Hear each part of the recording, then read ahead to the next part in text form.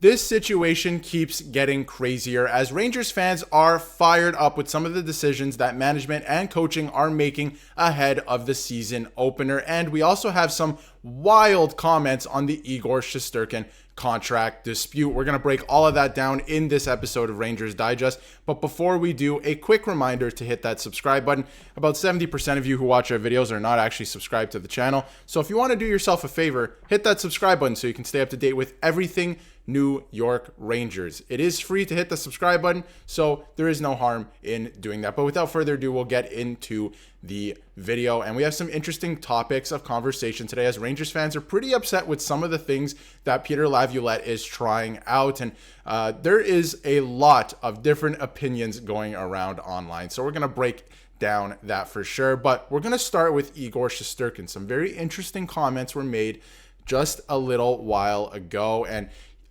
former Rangers goaltender Steven Valiquette was on the Real Kipler and Bourne show, and he went on to say that he said some pretty interesting stuff. So if you want to go check out the clip in the entire interview, go check that out. But he's a big fan of Igor Shesterkin, and he wants him to stay in New York. And basically what he was saying, and the one most interesting tidbit here is, as you can see quoted, he hated the Sorokin contract, the Ilya Sorokin contract that he signed in Long Island.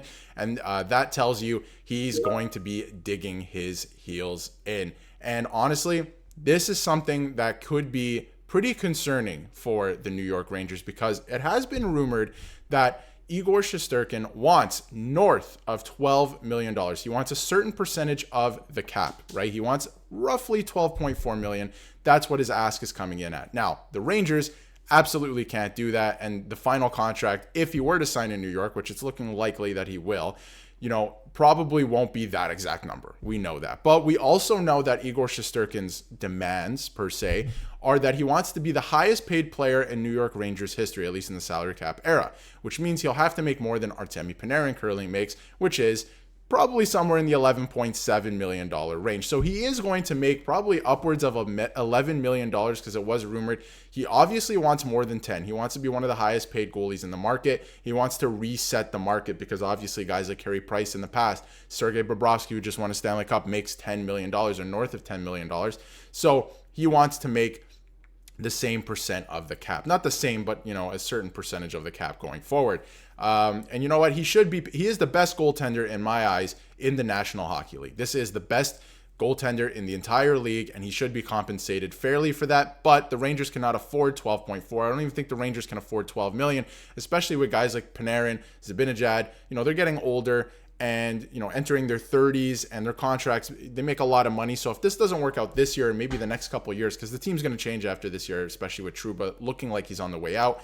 I don't know if you can give that much money. 11 million is still a lot, but I don't know if you can give 12 or north of 12. That's a lot. So let me know in the comments what you think of that. Clearly, and I should mention that the Sorokin contract is 8 years and 8.2, a bunch of numbers.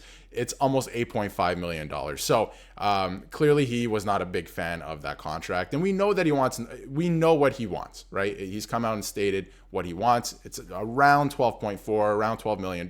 He also wants to be the highest paid Ranger. So it looks like, unless he's able to backtrack a little bit, which I'm not sure the player wants to do because he might get that in the open market anyway.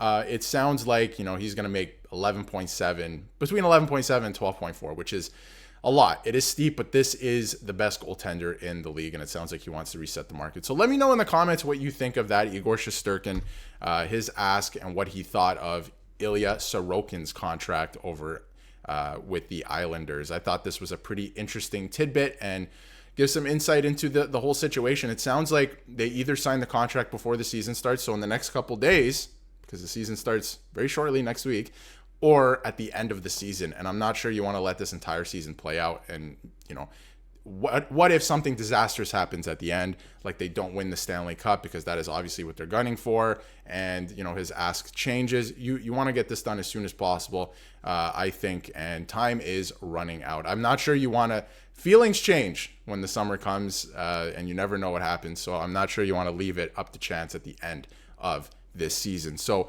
it's going to be very interesting to see what happens. I think he's going to remain a New York Ranger. He's going to get a very lucrative contract. What that number is exactly, I'm not sure, but it's going to be somewhere in that range, I think, because the Rangers, there's only so much you can do I feel like he can get that on the open market. So it's very interesting. We will move on, though, to some lineup decisions. And Rangers fans, I've seen you guys in the comments, and online on Twitter and everything. People are pretty fired up with some of the decisions that Laviolette is making. Not even Laviolette, but what it looks like certain guy, how certain guys are battling for certain positions. I've seen it online. So this is from Vince. It sounds like this will be the lineup for tomorrow's preseason finale. And he said tomorrow, but that was yesterday. So it is tonight's preseason finale, minus the fourth D pair, obviously. And I thought this was a very interesting lineup because I think this is actually incredibly close to what we're getting opening night. This is actually incredibly close to the opening night lineup, and I'll go through it. So the first line, we know that was going to happen. The second line, if Panarin is still hurt, I mean, they're taking it day by day, right? Laviolette said, we're checking in on him every day. We're taking it day by day.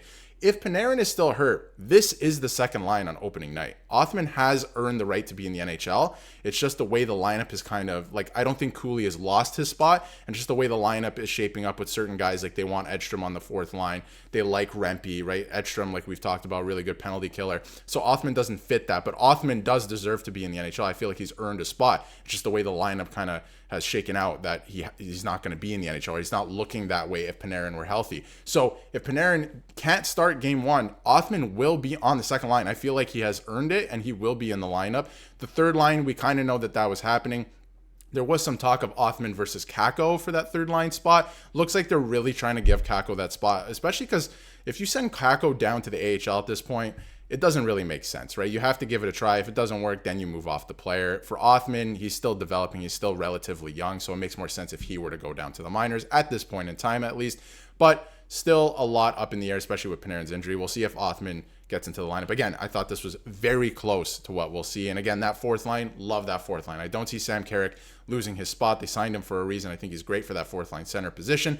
Edstrom and Rempe flanking him on the wings is fantastic. I think Edstrom has played very well. Like he's definitely earned a spot. I don't think Rempe has lost his spot from last year. So I think this is very close. Now, they've been experimenting with Fox and Miller on that line as well, right? And I thought that was very interesting, and it sounds like that's something close to what we're going to get on opening night as well. Jones and Trouba, don't hate that. I think Jones is awesome. I thought he's played great. He's earned a spot. He should be in the opening night lineup. That's great. Now, with Lindgren out, Robertson's getting one last shot here to see what he has, I think, in the preseason, just to see if he's going to stick around with the team or not. I thought that was very interesting. Mancini's a fourth defensive pairing. I think come the season opener, I think we will see Mancini probably with Schneider at this point. I was saying maybe with Fox, but it sounds like they're really liking what they see with Miller. And I say they, the coaching staff, like what they see with Miller and Fox, and they're going to want to try it out here to start the season. I think Jones is going to make the team with Trouba. That does make some sense. Again, they're going to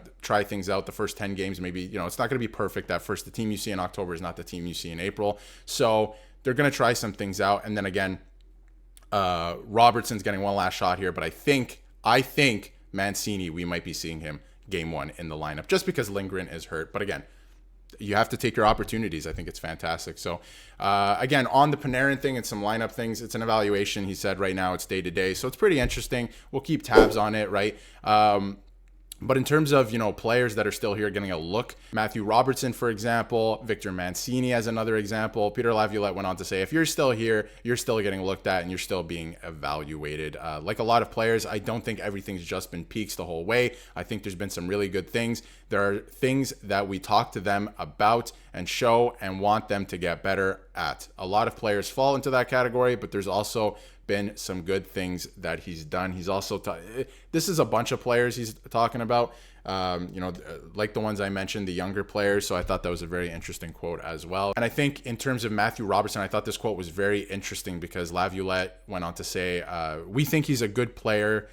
We watched him down in the rookie game, and I thought he was really good. There was a plan to get him additional games, but just based on what happened, obviously he got injured and he missed some time. But he is back. He's practiced now, and he was in a pair today that we're going to play tomorrow. And, of course, tomorrow means tonight on Friday with the preseason finale. So I thought that was pretty interesting. One last shot here for Matthew Robertson to see if he can make the team. I thought that was very interesting. And, again, Miller and Fox look like they're going to be a pairing.